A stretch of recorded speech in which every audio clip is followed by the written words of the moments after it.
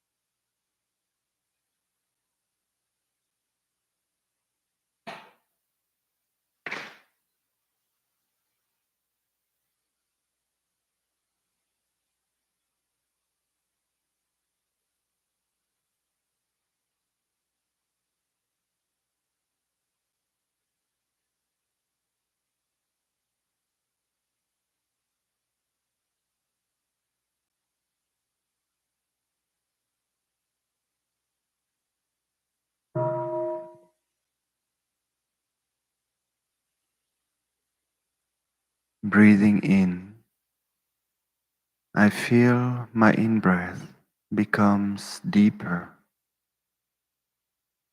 Breathing out, I feel my out-breath becomes slower, deeper, slower.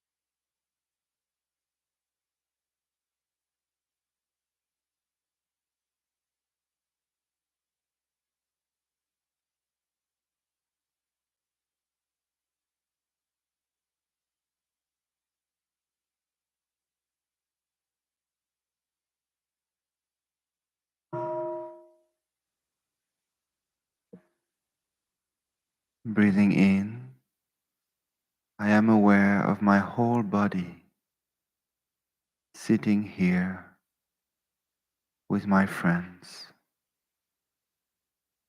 Breathing out, I relax my whole body, aware of my body relaxing.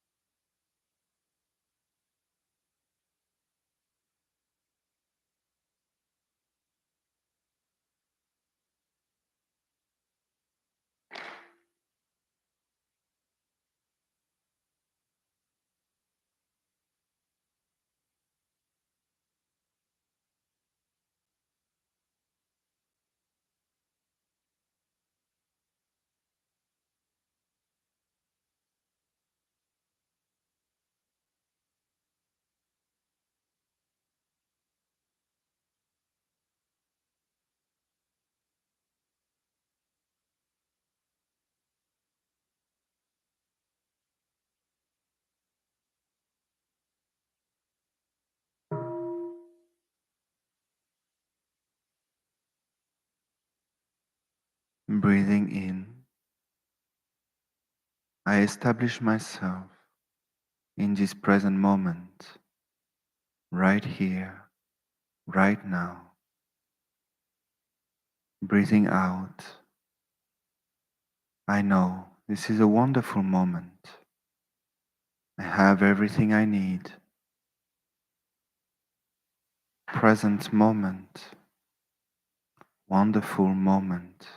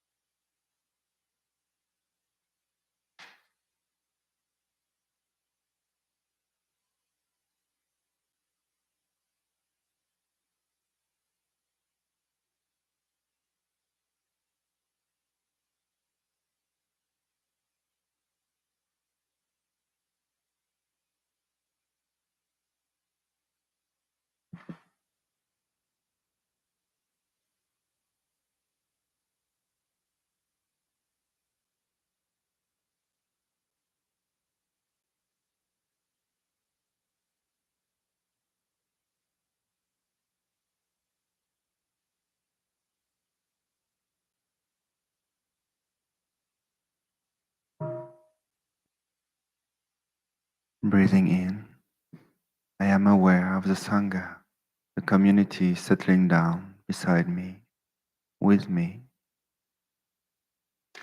Breathing out, I feel joy being with my family on Christmas Eve.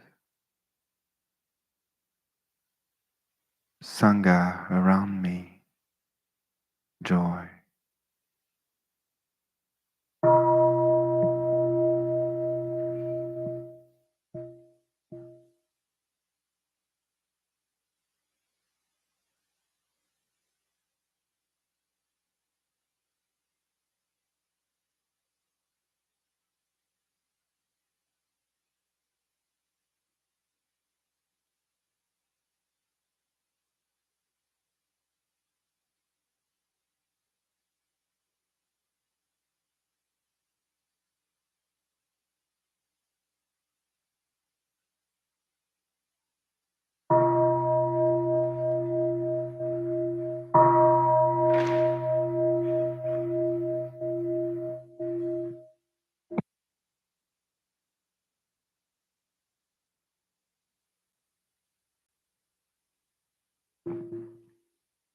Dear Sangha, the Dharma talk today will be in English. There is a Vietnamese translation and there is also hearing assistance at the entrance of the hall if you need.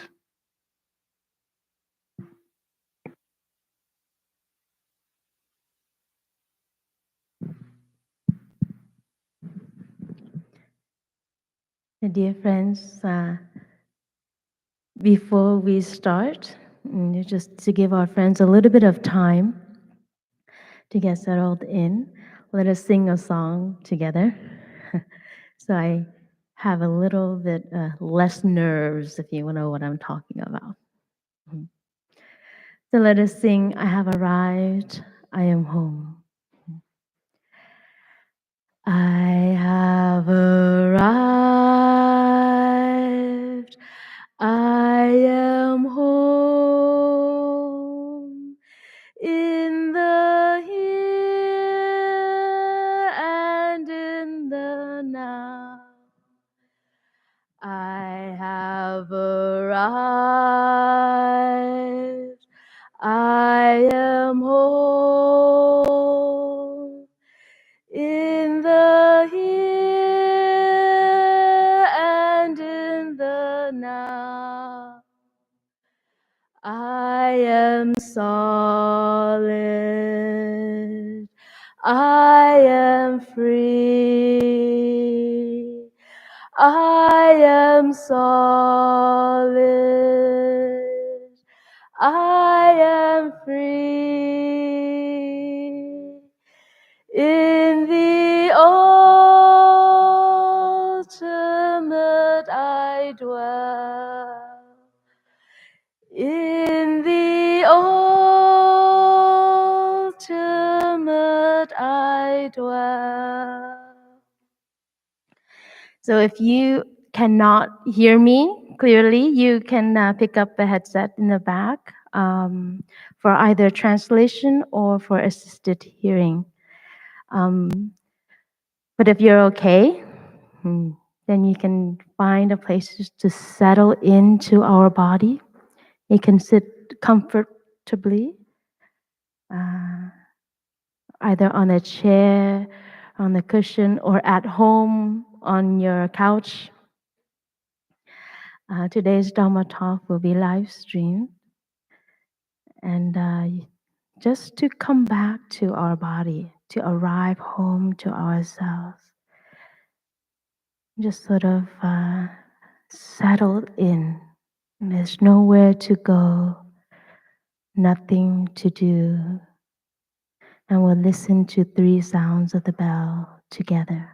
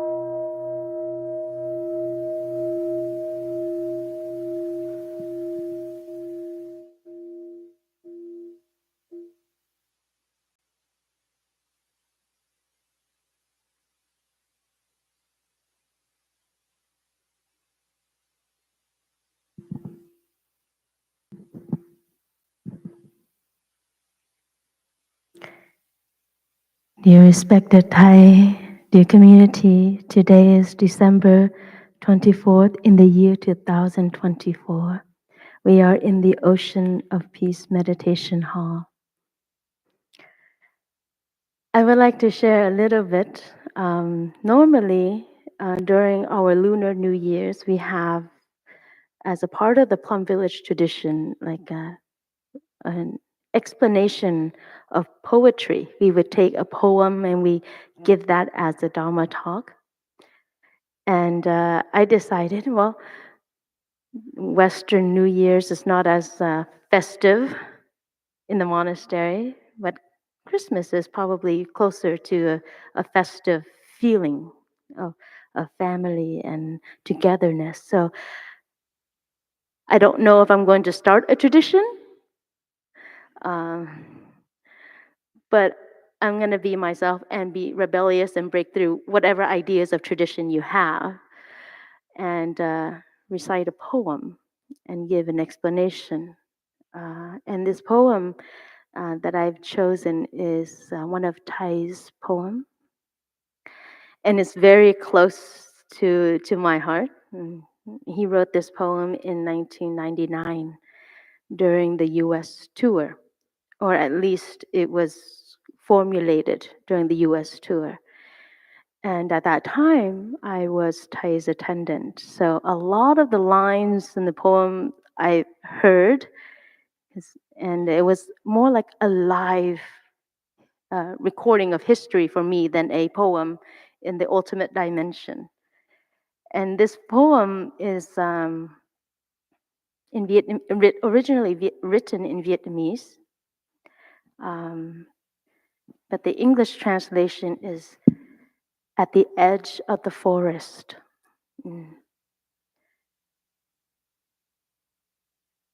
But it's a very long poem, more about 2 pages long, or three pages long. Oh, sorry, 4 pages long. It's a very long poem, but it speaks a lot about, sometimes we are, as students or as people or as human, we're always searching for someone. We're looking for a teacher or someone to guide us. And this poem starts off very uniquely. It says, the teacher is also looking for the student. And so it's quite unique. It's not the same way we're always looking for a teacher to help us with us to find our home. But in this case, the teacher is also looking for the student. You can find the translation of that poem in the new book that has just been published called In Love and Trust. And I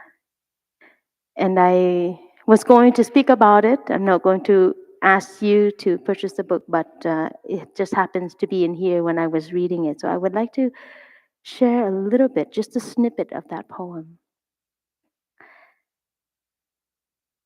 In former lifetimes, so many times you have taken my hand and we enjoyed walking together, sitting for hours at the foot of century-old pines, standing in silence, listening to the wind softly calling us as we gazed at the white clouds floating by.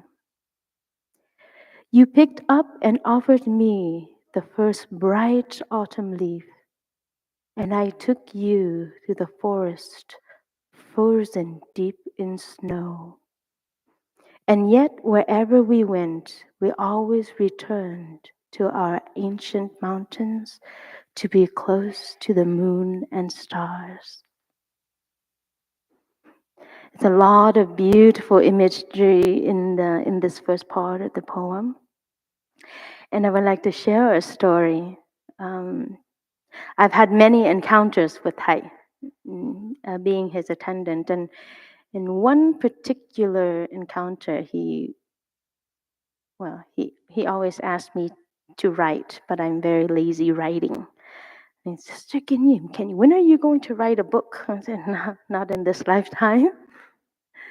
Sister Nghiêm, can you write an article for the Plum Village newsletter? Like, I don't know. And I would write something, but after the annual newsletter is published, I would write something.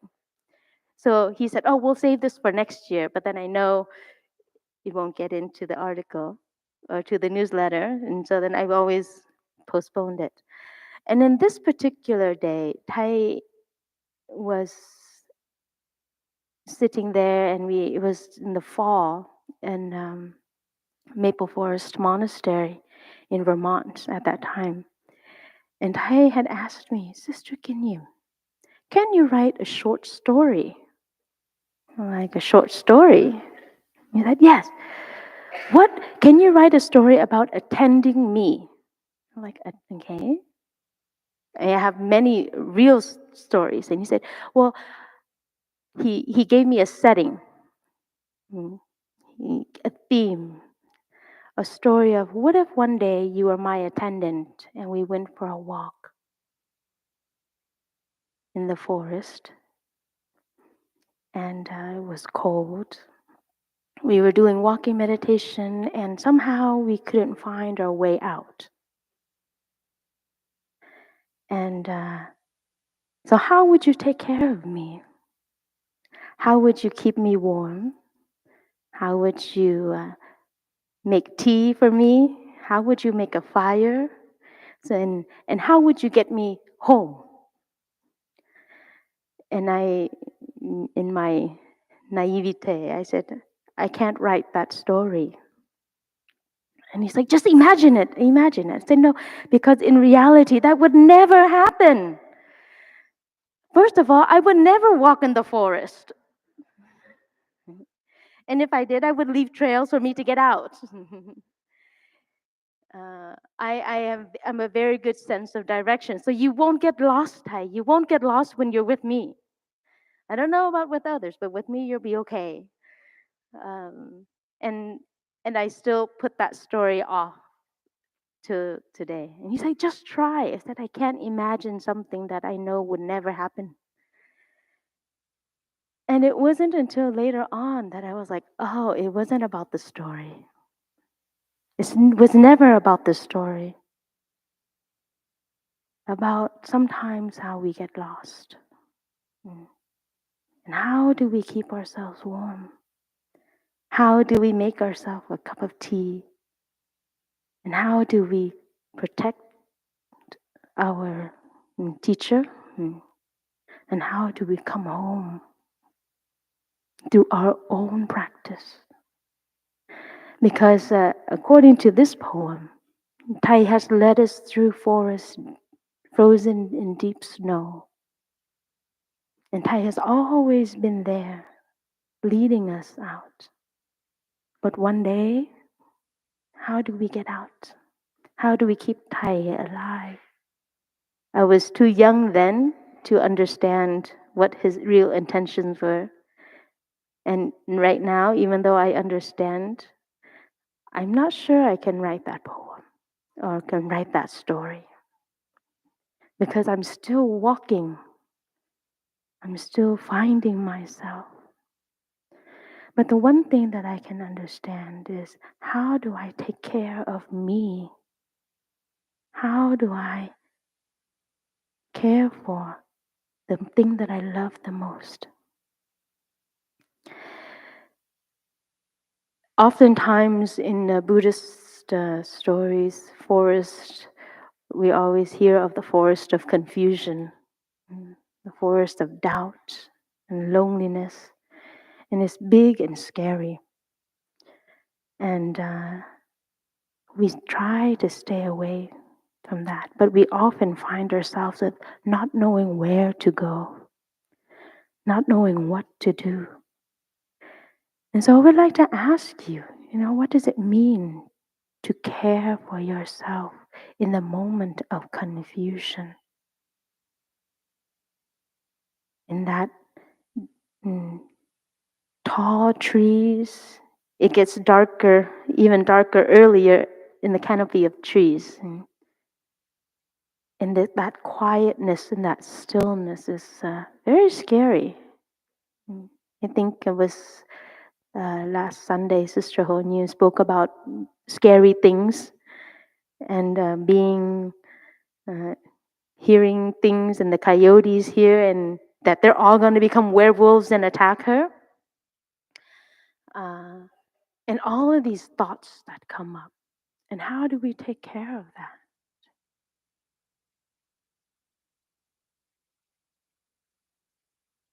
And when I look at myself and I look at the practice and the idea that Tai said, how would you take care of me in the forest?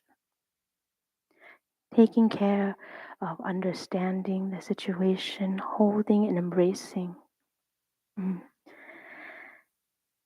And the second question Tai asked me, how would you make me tea? For the monastics, tea is like a joyful thing. We have that moment of just early in the morning, just enjoying that quietness and that stillness and feeling the warmth. So the tea here can be seen as joy. How do you nurture your happiness and joy? Do you have a way to nurture in happiness and joy, even though you are in the forest of confusion and loneliness, to water the seeds of joy? I mean, in my logical brain, I was like, of course, I'm going to collect firewood.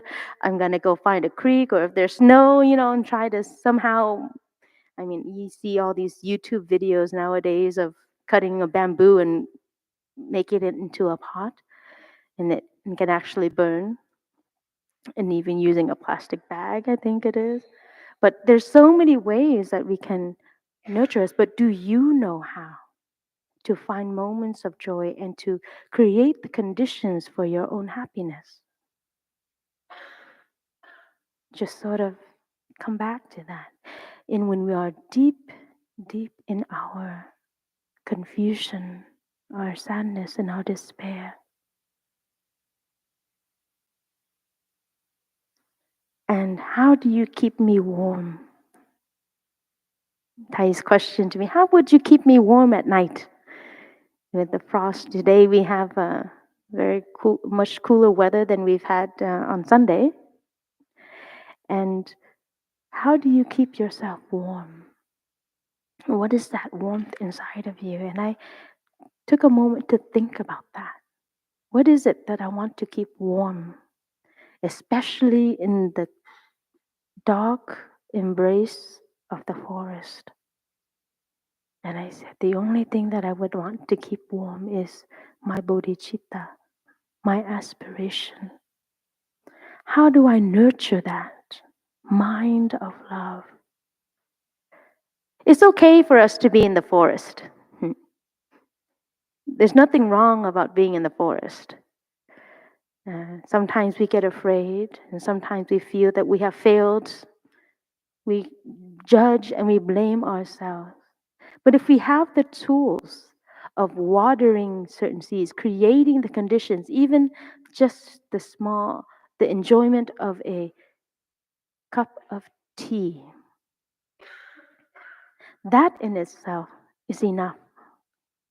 And you can sit in the forest, and the forest will no longer be scary because you know how to generate joy. You know how to generate happiness.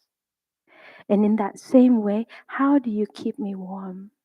Knowing how to generate joy and happiness is also a way of nurturing your bodhicitta, the mind of love. So in this poem, Tai says, you have often given me the first autumn red leaf,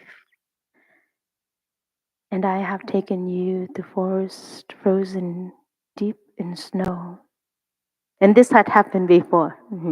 In reality, I still have the picture of me handing Tai a red leaf at Green Mountain Dharma Center in Vermont, Heartland, Four Corners, Vermont.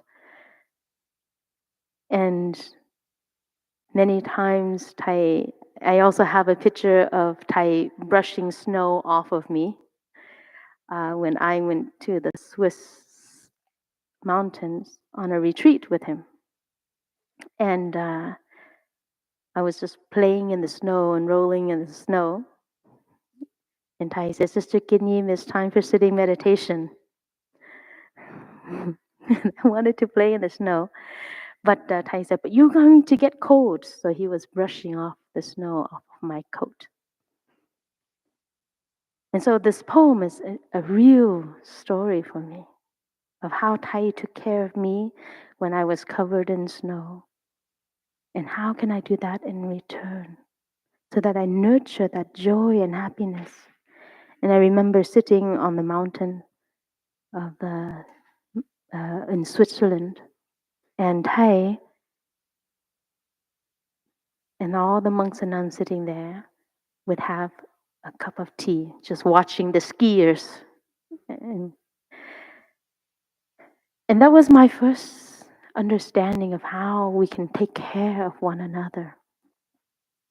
And that joy, it was just simple joy in a cup of tea. And it's okay, it's completely okay to be in the forest, as long as we know we have how to water the seeds of joy and to water the seeds of happiness and bodhicitta.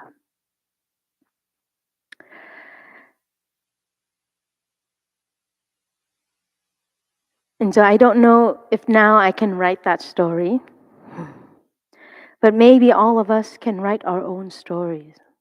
You just imagine yourself going out for a walk, getting in some house, somewhere, you get lost in the forest. And how would you keep yourself warm? How would you take care of yourself through the night? How would you make yourself tea? I think the monks and nuns can survive off of tea. So they can tea all day, every day. And that's most important for them. Because the most important thing is to enjoy, to have joy in everything that we do. Yeah, so maybe we can take a moment and sort of do a rough draft of that story in our head. And how do we take care of ourselves? And do we know how to water the seeds of joy or create the conditions for joy and happiness to manifest? And we'll listen to a sound of the bell together.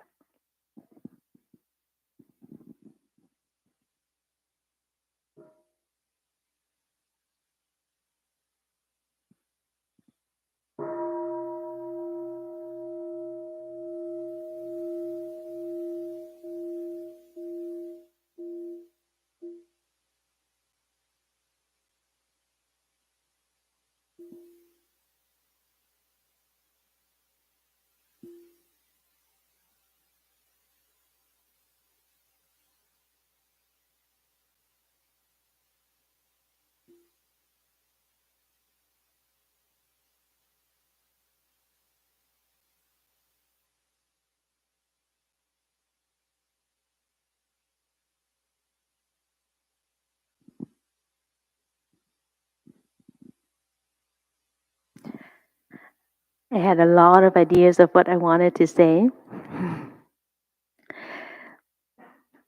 But I would like to ask all of you if any of us has had a first love. No one? Yeah, I see a couple of hands. Are you, the brothers and sisters don't have a first love?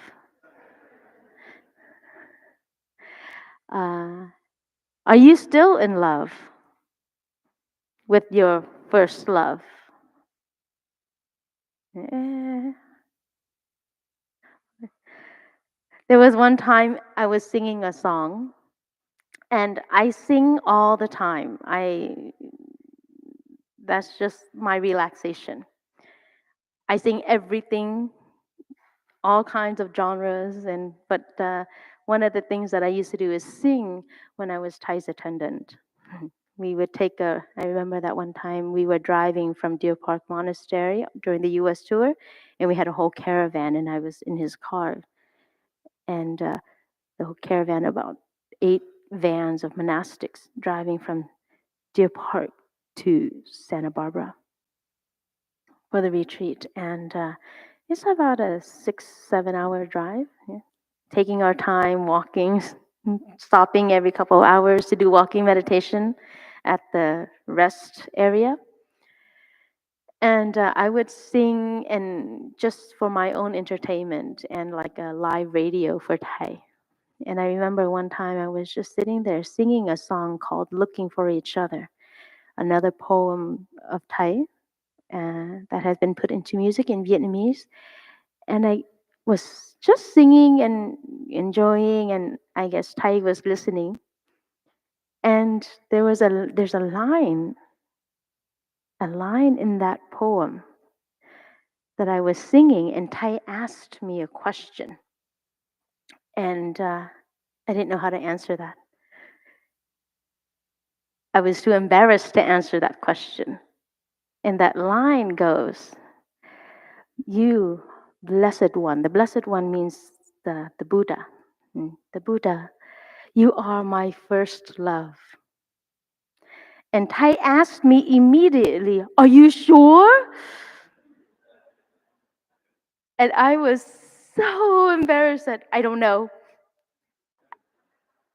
Sometimes when a Zen master asks you a question, it's best not to answer. Because if you answer, you will get in trouble. And then he said, "Are you sure?" And then, yes. The driver was just laughing. And Tai was just having a kick because the world honored one, "You are my first love." And then the second line goes, "The love that is always present, always pure and freshly new. And I shall never need a love that will be called last." And he asked me again, "Are you sure?" Like I think I was very young at the time in the year 2000. So I was only 17, and 17, 18. And so that means, we're at the youngest, easy to fall in love. And we have all these dreams and ideas of what love is. And so when Tai asked me, "Are you sure the Buddha is the last love that you'll ever have?" I don't know about that. I don't know. Right now, I don't even know. I just like the song. And it made me think, what does it mean to be a last love? As a young person, we have so many ideas of love. And the one thing that happens is that we fall in love so easily. And with falling in love, you're bound to get hurt. Because the act of just falling is already a hurt in itself. So our practice is not to fall in love, but to be in love. And we can be in love starting with ourselves. Can you be in love? Or sometimes we fall in love with ourselves and we hurt ourselves so much because we're missing one element of understanding. We don't understand ourselves enough deeply.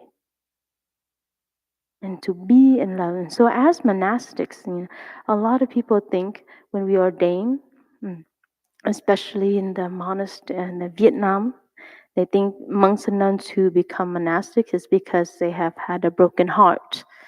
And just to run away from the sorrows of the world, to hide themselves under the embrace of the Buddha, to run away from a broken heart. But in fact, the word bodhicitta means the mind of love.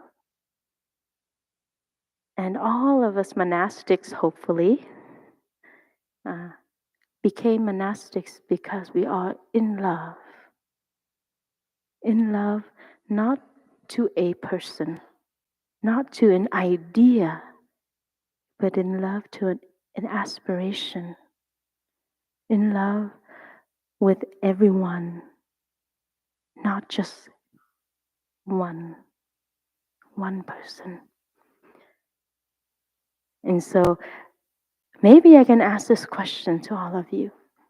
This bodhicitta, the mind of love, is it your last? Do you need another one? Another kind of love? I think for me now, it's like I'm okay. I can more confidently say to Tai, yes, the Buddha is my last love. I don't know if my first, but definitely the last. Because our first love uh, that we have fallen for because we've believed in an idea of love. We fell in love with an idea and we didn't fall in love because of love. Because love can only happen if there is understanding. There was one time as a young monastic, and I think a lot of the brothers and sisters don't know this, but they love juicy stories. I ordained when I was very young. So I don't want to say I don't have any experience in love, but when you're like a kindergarten or first grade, second grade, you have a best friend, yeah. And then you say, "Oh, I love you. This is my best friend." So I've had that experience also growing up, and it's almost like this puppy kind of love. It's cute. Mm. And one time, and you grow older, you start to go through a lot of different things emotionally, spiritually, physically, and physical changes. And the wonderful thing about Tai is that he knows. I have not fallen in love, but I had an admiration. I realized later it was not love, but it was admiration for ideals that I hold high for myself. So there was this person that I said, "Oh, he has such a beautiful chanting voice." Because I love singing. And so I was drawn to the voice more than to the person. Drawn to just such a sweet, warm voice. And it's so fitting for a monastic to have that kind of chanting voice. And I wanted to aspire to that. And I had mistaken that as love. But it was more of an aspiration that I wanted for myself. And I tried to grasp that, thinking that once I had that person, I would be able to chant very well also. And I didn't quite struggle. I was free minded. But there are moments where I had to reflect on myself because then once you start to get this idea of grasping and holding on, you start to imagine different things. And after a while of looking deeply and thinking, like, what do I really want? Come into the reality of where I am in my practice. I just said, I think I'm done. I'm done chasing that. And so one time Tai had asked me, I mean, I knew he knew, but he didn't say anything and I didn't say anything, so we pretended we both didn't know, you know. And that's the wonderful thing. It's sort of, I know, but I'm watching you, that I know you know, but I'm not saying anything. And that in itself was just so supportive without trying to fix a problem, not trying to change me, but just really observing and giving me space to grow. And one time while I was attending Tai, he just simply asked me a question.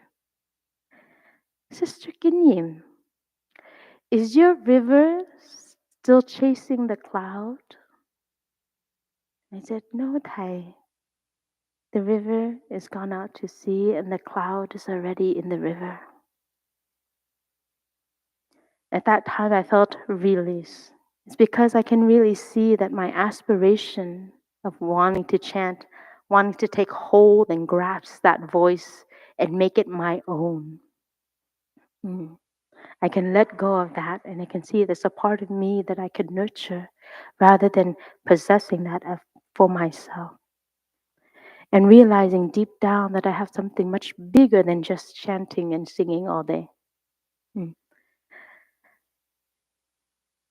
And it was the bodhicitta that got me out of that chasing after that cloud. And if you don't know, Tai has often given this example of a river just floating down, from the mountain to the ocean. And a beautiful cloud passes in the sky, and you are looking, the river is looking at the cloud and wants that beautiful cloud to make it its own. That cloud always has to follow me, and I have to follow that cloud. But the river does not know that the cloud is reflected perfectly on its surface, and that the water in the cloud is also the same water in the river. And so sometimes we grasp an idea without knowing that we are already that reality. And so when we take hold of an idea of love, we search for that cloud. We cannot touch that we are already that cloud, and that cloud is inside of us. So the moment my river was able to let go of that cloud, I was completely free. And so when Tai asked me that question, Sister Kính, is your river still chasing the cloud? And this is me not even telling him, in, in pretending that he doesn't know, knowing that he knows, but pretending that he doesn't know, but also that trust that he has in me in my practice. And so, are you chasing a cloud? Are you chasing an idea that's making you tired? Because when we're constantly chasing and trying to grab onto something and we just can't get it, we feel exhausted because we're still searching for something. We don't know what it is. We're running after, and we always feel this emptiness inside. To find your love that you can call your last can be yourself. Are you in love with yourself? Are you in love with yourself?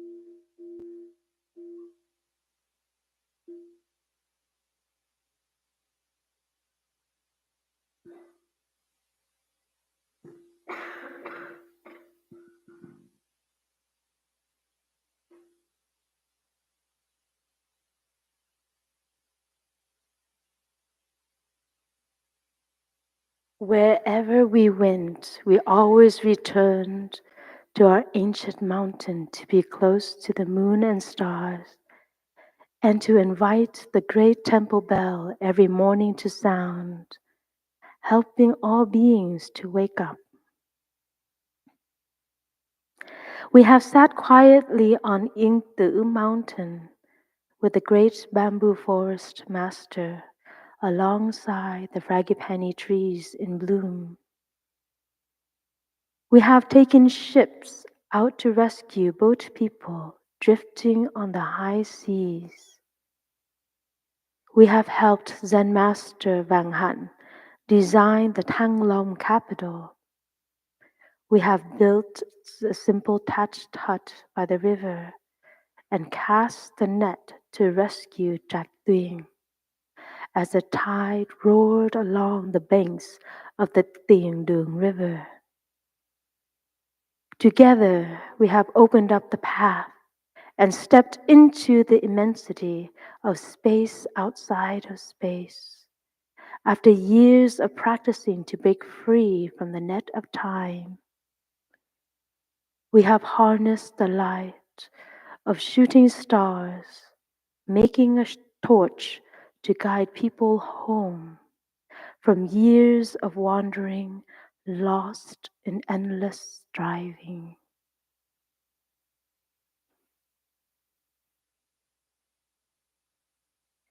We have many times done a lot of things that have brought us home. And sometimes we abandon our home because we feel it's very cold. And in this part of the poem, Thai has reminded us of many things that we have done. It mentions the Zen master, the Ying Tử mountain, not this Ying Tử, but the one in Vietnam. But we've also sat on this Ying Tử mountain with Thai. And we have designed and drawn out the capital with the Zen master Vạn Hạnh. All of these things are history, real life history that we've done as monastics or as practitioners out of love and understanding. Just a little bit of history is the Zen master Vạn Hạnh. I think he was came with the Zen master in 600 BC in Vietnam at that time. And historically in Vietnam, the monks were I would say, the consultants for the kings. They would always consult with the monks, the Buddhist monks, on how to take care of the people, how to make decisions. Maybe, hopefully, in the next office, we can have some advisory board from the monastics for our president-elect. Maybe we can teach him about deep listening and loving speech, and not to be afraid and fear. Water the seas of fear and act upon fear or greed. But in the past in Vietnam, the monks and nuns were held as advisors to the kings, as counseling. And during that time, in around 600 BC, there was a lot of invasion from the north, wanting to take over and land occupation. And strategically, the monk Vạn Hạnh said we should move the capital and the people and build a citadel to protect the people. So that happened.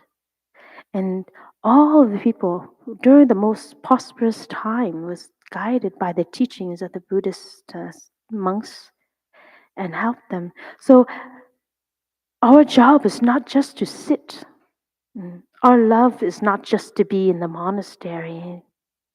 It is to go out beyond these walls. Yes, it may seem like we are sitting here and doing nothing, working on ourselves. But because the love that we have and the protection that we have in this meditation hall, it gives us the energy to go forth, to build more protection and love and embrace for those who do not have these walls, who do not have this roof over their head. So our tradition, the Buddhist, at least in the Buddhist tradition, is not about finding comfort for ourselves. It's about love and action. We start off with ourselves, embracing our difficulties, understanding ourselves. And when we come to a point where we can understand another person, not because we are trying to understand them, but because we see that ourselves and that person are not different. We can understand ourselves so we can understand the other person easily. Understanding the roots of our own suffering will help us to understand the suffering of the other person. And because we have the conditions to, we can speak out, we can share. Because there's a lot of people who do not have that condition to share, and to voice themselves out. And in this poem that Thaya said, we have harvested the lights of the shooting stars to make a torch to guide people home?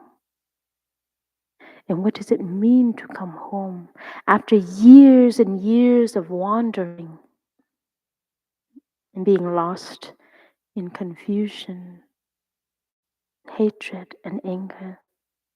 As a young monastic, I was taught that when we ordain, we leave our house. We leave our biological home. We leave our parents. We leave everything behind. We cut all of those off. And then now we're free. No bonds, no need for Thanksgiving dinner, that very hard conversations we have around Thanksgiving. We can just be in the monastery and practice, but it's not really so. But I also learned that when we when we leave our home, it is not the physical home that we leave, but we also leave the home where it houses the craving, ignorance, and pride. Those are the three homes that we actually leave. And sometimes we may have left a physical home, but we're still comfortable in those homes of arrogance, ignorance, and pride, and anger and hatred. And we haven't really let go of wanting to step out of those homes. And so our practice of monastic sukya means to leave the home, but leaving the home of tam, craving, desire, shang with hatred, and si with ignorance and pride. So when we leave that home, what kind of home are we coming to? The light of the shooting stars, which means the wisdom of our ancestral teachers, the wisdom of understanding and love, and we can enter into that home. I think everybody, the idea now, because of the winter solstice and everything is darker, very dark, and just having a candle, the light of a candle in your window, or just that soft glow, makes it feel so cozy. And sometimes we can create that for ourselves physically, but can we create that coziness inside, leaving our home of craving and desire to enter the home of understanding and love? It's appealing because it's very comfy and cozy. It looks like it, but we still don't want to step in. So I invite you to be up for the challenge to go home to understanding and love, and to abandon the home of craving, hatred, and desire, and ignorance and pride. I don't know how long I'm supposed to speak for. Are you guys falling asleep on me yet? No? Okay, so what kind of poem do we want? Something that can help us, we don't have to clean too often. So coming home, being truly present, being there for ourselves in every step and in every breath. Many times in the past, I've talked about Marie Kondo. If it doesn't spark joy, to get rid of it. And we can do that for ourselves. In our home, do we know how to take care of ourselves? Do we know how to make tea?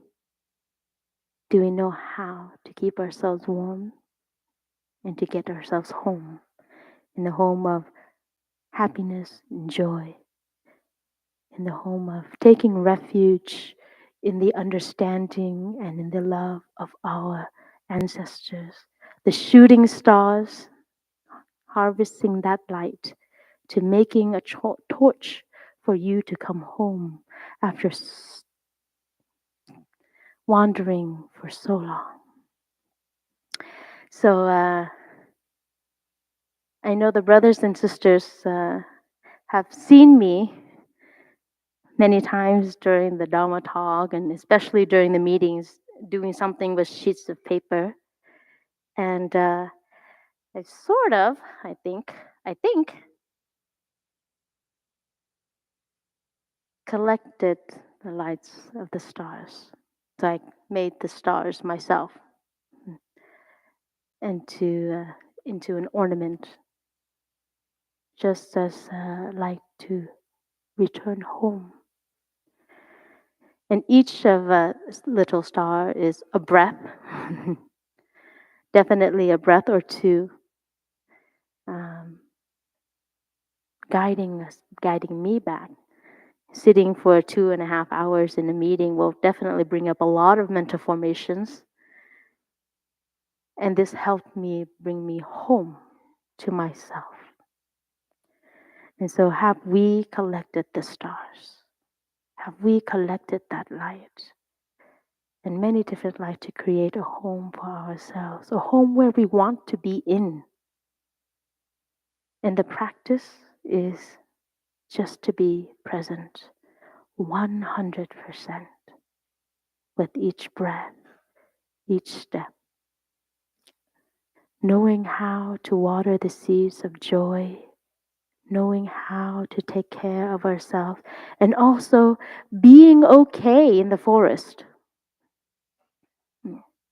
It's okay to be in the forest. You don't have to not be in the forest. But as long as you're in the forest and you can have your cup of tea, everything will be all right.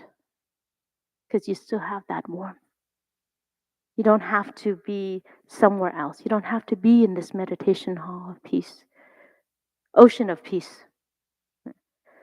But at the same time, you can also be active. So love is not meant to just to be on the cushion. The love for yourself is meant to be shared with everyone else in the world. And even right now, our neighbor, or even our brothers and sisters in countries who may not be able to have this peaceful moment. And we do not know what the future may bring. But this moment right now may be the most peaceful moment for us. And who knows what the next moment will bring, whether it will be peaceful or not. However, we are lucky enough to have a choice, and we can act upon this to bring the love that we have here, to share it with many other people and put into action, just like the Zen master Vang Han in the invasion of the North. Because of the love of the people, protected the people versus fighting the North. So as practitioners, the more we can do that, the more love that we have, we can also share. So love and action is the basis and the foundation of, I don't want to say a Zen monk, but of our aspiration, of our mind of love. Because it's not meant for comfort. Just be a little bit uncomfortable, because then that can be your drive. We're not looking for comfort. We're not running away to sit in that, I'm satisfied with myself. I'm just going to sit here. We need to do something, because that doing something is also nurturing your bodhicitta, your aspiration, and your mind of love. Thank you for sharing this time with me and being here. And we have, I don't know what to do with this now.